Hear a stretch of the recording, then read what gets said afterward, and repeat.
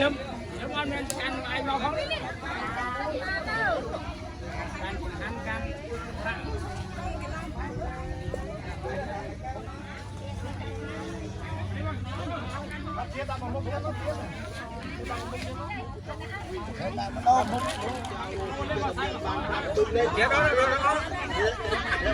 đó tao mà đá nét ba đây con cháu có khi nhận bán con cháu con trai mà hay ơi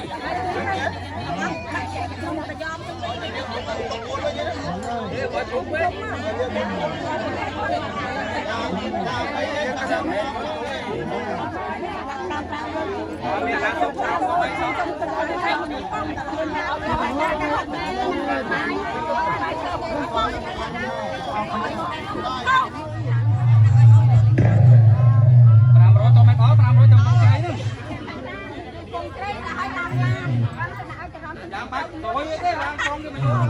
giòm ơi mua chân chó